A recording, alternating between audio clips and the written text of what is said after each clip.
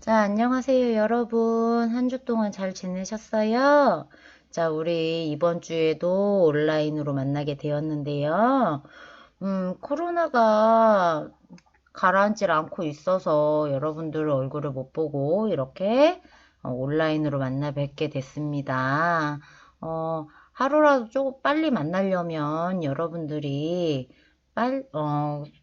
개인 위생과 손소독, 그리고 마스크 착용을 잘 해주셔야 된다는 거 잊지 마시고요. 여러분들의 건강을 잘 챙기셔야 우리가 하루라도 더 빨리 만날 수 있죠. 외출은 웬만하면 자제하시고 여러분들 건강 먼저 돌보시길 바랄게요. 자, 우리 이번 주는요, 저번 주에 다 배우지 못했던 마케팅에 대해서 수업을 먼저 진행을 해보려고 합니다. 자, 우리 저번 주에 마케팅의 의미와 마케팅의 전략에 대해서 배웠고요. 요 세 가지를 배우지 못했어요. 그래서 요 세 가지를 이번 주에 배워보도록 하겠습니다. 자, 그러면 1차 요번 시간에 배울 건 제품, 상표 및 가격 관리가 되겠죠. 자, 그러면 봅시다. 자, 제품이란 어떤 거냐에 대해서 얘기를 해볼게요. 자, 제품, 브랜드. 그죠? 여기 밑에 보시면 설화수, 우리 아모레 퍼시픽에서 나오는 설화수 브랜드, 그리고 포장, 요 케이스 포장, 그리고 기능, 화장품의 기능, 그 다음에 디자인, 품질로 이루어져 있다.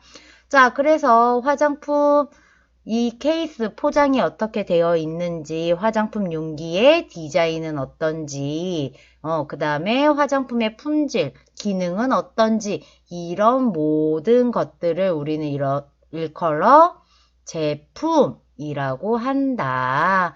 자, 마케팅 전략상 추가될 수 있는 운반, 설치, 애프터 서비스, 우리 AS라고 부르죠. 보증이 포함된다.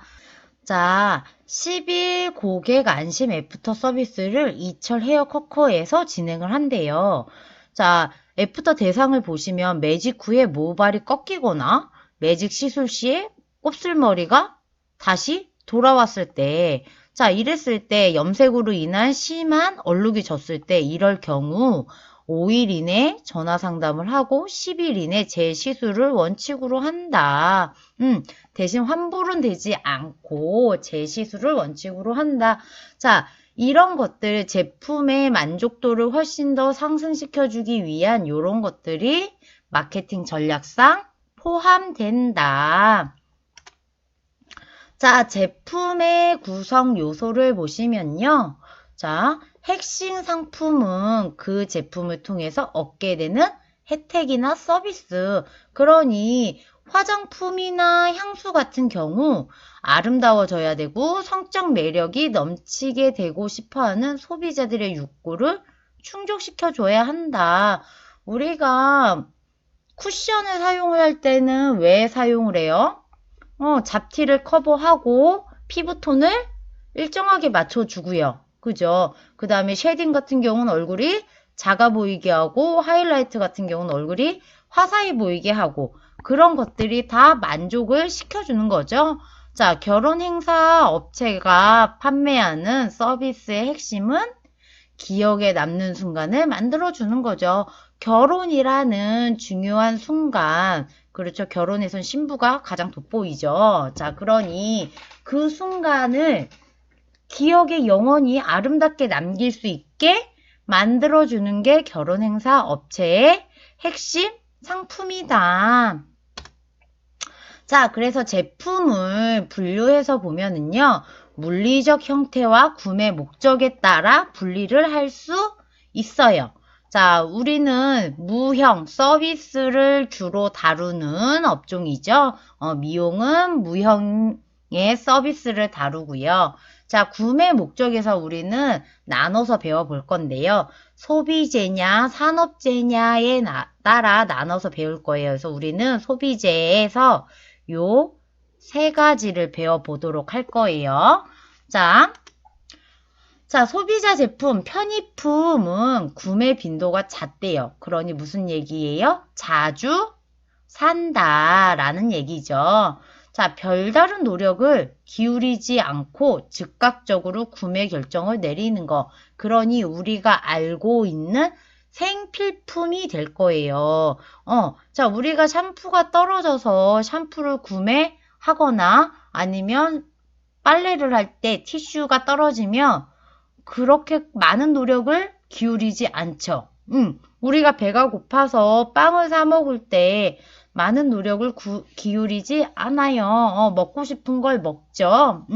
이런 것들, 그래서 마트나 편의점, 슈퍼, 이런 곳에서 사는 것들을 우리는 대부분 편의품이라고 부른다.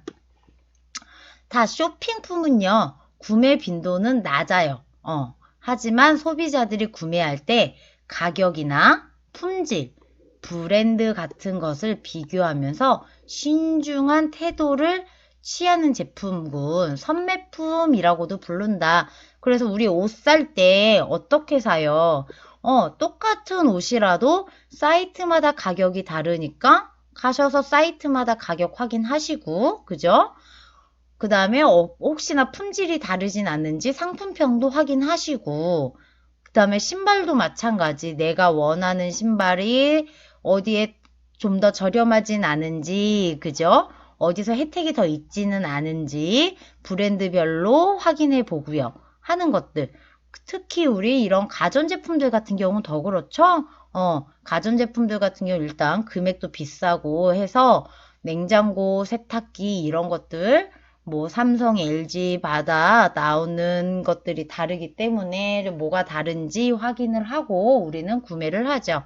자, 그래서 자주 옷이나 신발은 자주 사는 분도 종종 계시긴 하겠지만 우리가 생필품처럼 자주 사용을 하지는 않지만 자주 사진 않죠.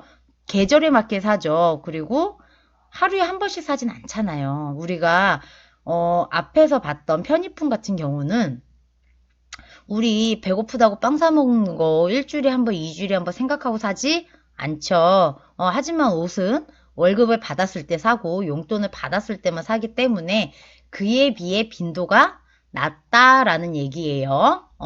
매일 살 수도 있기는 하지만 그렇지 않은 사람이 더 많죠. 자, 그러니 구매 빈도가 편의품에 비해 낮아요. 그리고 살 때 같은 디자인이라면 사이트마다 매장마다 가격이 어떻게 다른지 확인을 하고요. 품질 비교하고요.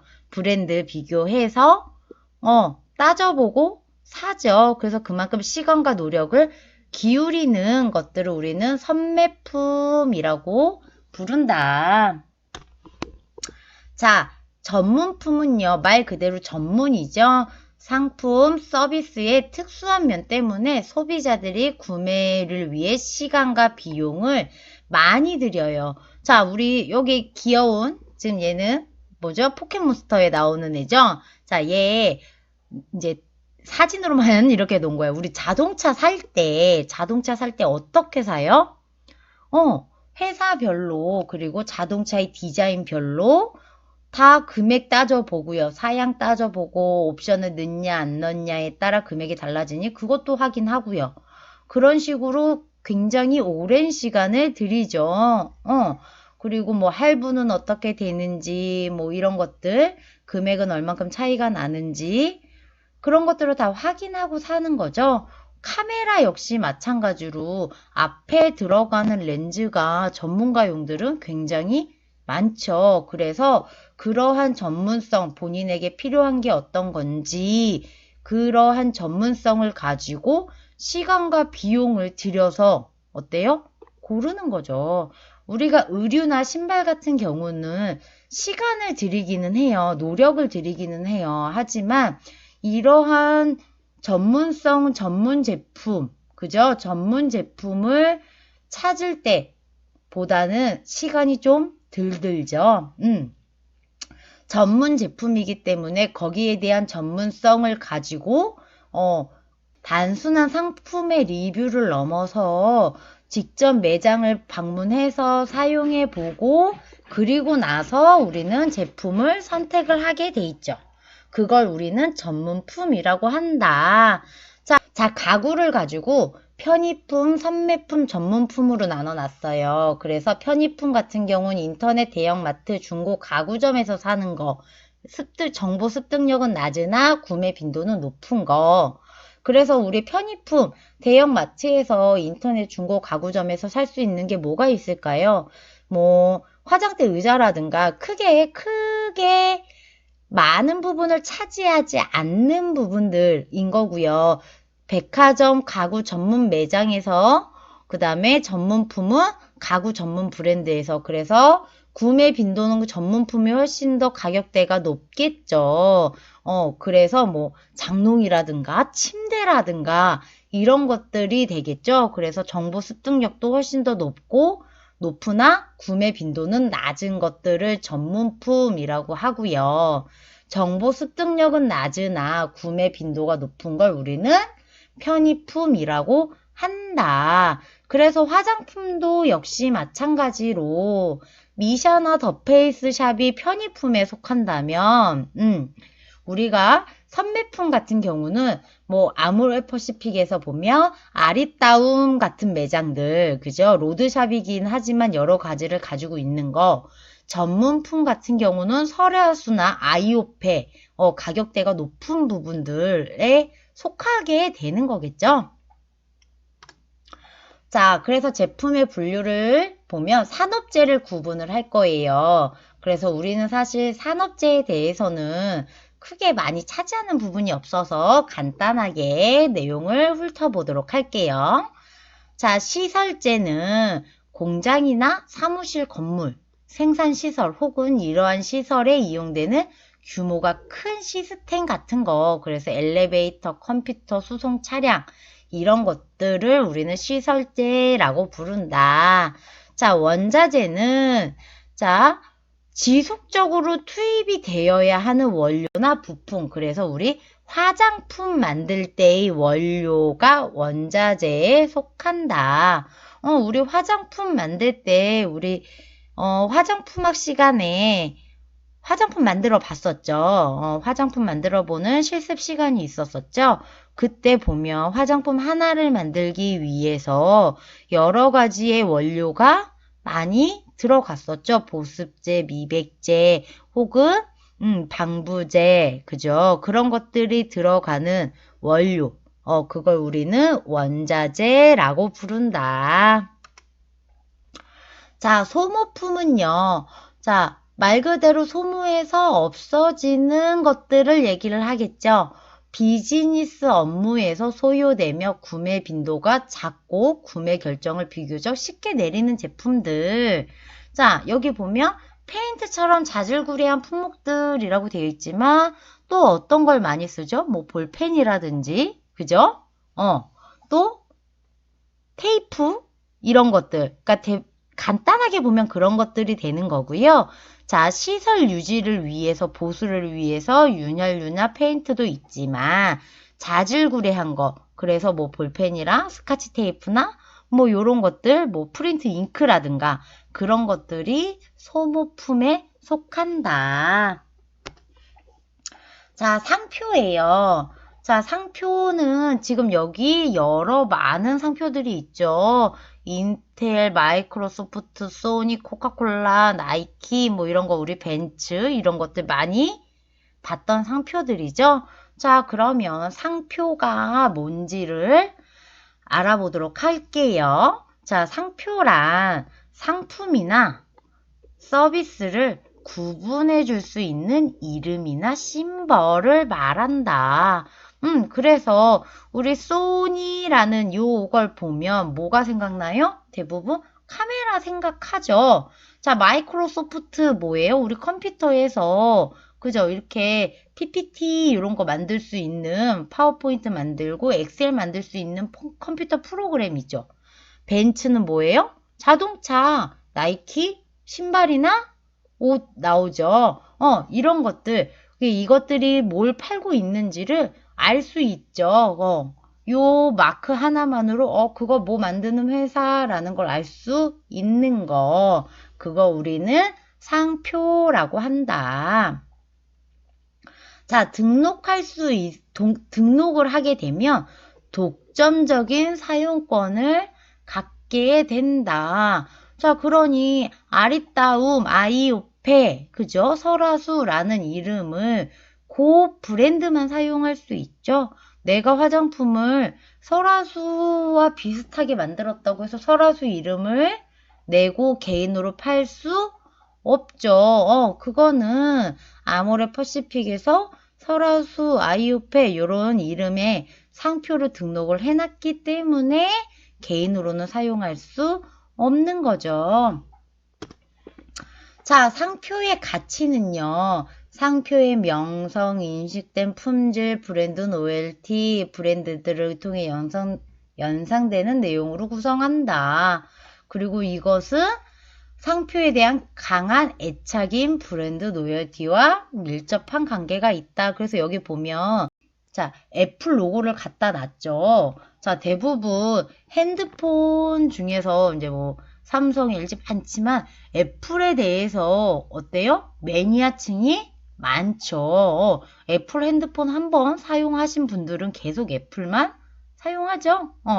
자, 그것처럼 강한 애착인 브랜드 로열티와 관계가 있다. 그럼 브랜드 로열티를 보이는 고객이 많을수록 그 상표의 가치가 높아진다. 그러니 이 애플 브랜드에 대해서 사람들이 맥, 그죠? 컴퓨터, 핸드폰, 아이폰 같은 그것들을 선호하는 사람들이 많아지면 상표의 가치는 당연히 높아질 수밖에 없다. 그래서 이 마케팅의 목표는 자신의 상표에 애착을 갖는 고객을 많이 만드는 걸 마케팅의 목표로 삼는다. 아모레 퍼시픽에서 설화수 쓰시던 분들은 설화수만 쓰시죠. 설화수만 계속 쓰신단 말이에요. 왜? 설화수에 대한 품질을 이미 좋다는 걸 인식을 하고 있으니까. 그리고 설화수 자체가 고가 라인이다 보니 아무나 많은 사람들이 사용하지 않죠. 효과를 보고 어느 정도의 뭐 그 금액을 지불하실 수 있는 분들만이 이용할 수 있는 브랜드니까 당연히 설화수에 대한 로열티도 높다라는 거죠. 자, 상표 관리의 주체에 따라 상표의 이름이 조금씩 달라요. 그래서 제조업체 상표는 자, 예전에 쉽게 얘기하면 참기름 같은 경우 오뚜기 참기름에서 나오잖아요. 그러면 그거는 오뚜기에서 참기름을 만들어서 그거를 판매를 했었죠. 그런 걸 제조업체 상표라고 해요. 제조업체가 상품 개발부터 생산 과정 그리고 마케팅 관리까지 책임지는 자신의 상표를 부착하는 거. 그래서 오뚜기에서 참기름을 직접 만들고 그리고 그것을 생산하고 그것을 마케팅 광고를 하는 거를 얘기를 한다. 과거 유통업이 발달되기 전에는 제조업체 상표가 가장 일반적이었다. 그러니까 요즘도 그렇게 많기는 해요. 하지만 요즘은 이제 유통 자체를 다른 데에서 많이 하고 있죠. 자, 요즘에 많이 보는 게 뭐냐? 유통업체 상표라고 해서 PB라고 하는 것을 봐요. 자, 그래서 홈플러스, 그 다음에 이마트, 롯데마트, 자사의 PB 상품들을 가지고 있죠. 자, 앞에서는 제조업체가 유통까지를 다 했었지만 이건 어때요? 유통업체가 판매를 하죠. 유통업체가 제조업체한테 의뢰를 하고 그 다음에 유통업체에 상표를 붙이는 거. 그래서 보면 제품 개발, 광고, 재판매, 고객 서비스처럼 상품에 관한 전반적인 관리를 유통업체가 맡아요. 광고를 하고 판매를 하고 고객 서비스를 하는 건 유통업체. 이거는 이마트가 맡아요. 제조업체는 생산만 하는 거죠. 이렇게 감자칩을 만드는 생산업체는 감자칩만 열심히 만들면 이마트에서 본인들의 브랜드, 이 노브랜드라는 요 상표를 가지고 고객에게 판매하고 고객에게 서비스를 하는 거죠. 이때 유통업체가 이용하는 상표를 유통업체 상표 혹은 PB라고 한다. 자, 요거는 편의점, CU에서 편의점에서 팔고 있는 우유죠. 초코 우유, 바나나 우유. 자, 요거 역시 마찬가지로 CU라는 유통업체의 PB 상품이다. 그러니 앞에서 제조업체 상표는 제조업체가 물건을 만들고 판매하고, 그러니까 판매 유통하고 마케팅까지 다 하는 거라면 PB 유통업체 상표는 유통업체가 모든 그러니까 판매, 고객 서비스, 광고를 다 하고 제조업체는 제조만 하는 걸 PB라고 한다. 자, 라이센스 상표는요. 패션 사업에서 많이 볼 수 있는 현상이다. 그래서 홈쇼핑에서 보면 우리가 알만한 브랜드 밑에 라이센스라고 해서 나오는 경우가 있어요. 자, 그게 무슨 말이냐면 제조업체가 상표 관리를 전문으로 하는 회사에 로열티를 지급하고 유명 브랜드나 캐릭터를 자신의 상품에 부착시키는 경우. 그러니 자, 제조업체 물건을 만드는 데에서 브랜드명을 가져다 붙이는 거죠. 그러니까 여기서 보면 자, 우리 화장품에 보면 이렇게 어때요? 카카오 프렌즈들 그림 나와 있는 경우 있죠.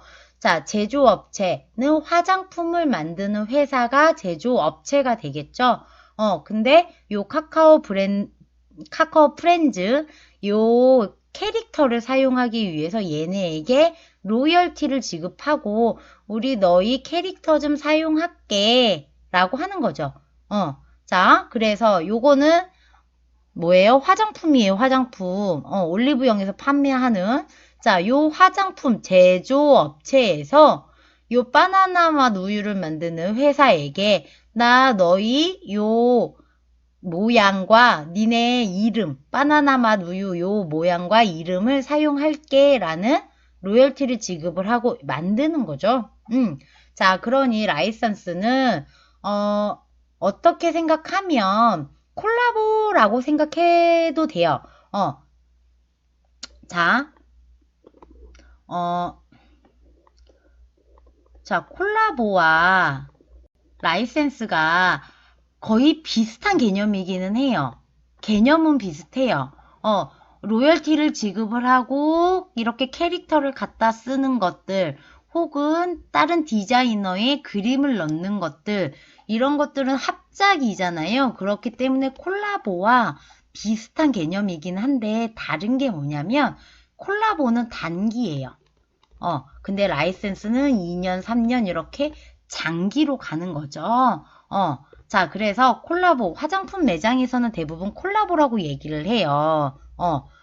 왜냐면 그 시즌마다 화장품이 다 다르잖아요. 그래서 그 유행하는 아이템을 가지고 와서 매칭을 해야 되기 때문에 뭐 6개월 단위, 1년 단위 이렇게 단기로 하는 거고 패션 산업 같은 경우는 대부분 라이선스 장기 프로젝트로 하는 경우가 많다. 그래서 라이센스와 콜라보 개념 자체는 비슷하나 기간에서만 조금 차이가 있다. 자, 제휴 상품은요. 자, 명성을 쌓은 기업 간의 제휴를 통해서 한 상품에 두 개의 상표를 동시에 부착하는 거예요. 자, 여기 보면 나이키 브랜드에 에어팟을 갖다 놨죠. 에어팟도 그렇고 나이키 브랜드도 그렇고 두 개 다 명성을 가지고 있다. 그리고 보면 유통식품 업계의 제휴 전략을 많이 쓰는데 우리 11번과 같은 경우에 쇼핑할 때 신세계 요런 백화점 자체들이 입점을 해 오는 경우가 있고요. 쿠팡 같은 경우는 이마트와 제휴를 하고 있어서 이마트 상품을 쉽게 구입할 수 있다. 이렇게 어느 정도의 명성을 가지고 있으면서 동시에 두 가지 브랜드들을 다 광고할 수 있고 두 개의 상표를 다 부착을 할 수 있는 걸 제휴 상표라고 한다. 그러면 아모레퍼시픽에서는 어떤 걸 하고 있느냐? 자, 아모레퍼시픽에서는 호텔스 컴바인과 제휴를 맺었어요. 그래서 호텔스 컴바인에 예약을 하면 뷰티 포인트를 10% 적립해준다. 그리고 아모레퍼시픽과 국민카드가 제휴를 해서 요 국민카드로 아모레퍼시픽에서 제품을 사면 뭐 할인을 해준다던가 추가 적립금을 해준다던가 그리고 이니스프리와 해피포인트가 이렇게 맺고 있고 또는 아모레퍼시픽 회원은 제휴 리조트에 할인을 해준다. 요런 것들을 전부 다 제휴라고 한다. 그래서 보면 아모레퍼시픽과 호텔 컴바인 두 가지가 나오고요. 국민카드와 아모레퍼시픽 두 가지 상표가 나오죠. 여기도 두 가지 상표가 다 나온다. 이런 것들 우리는 제휴 상표라고 부른다.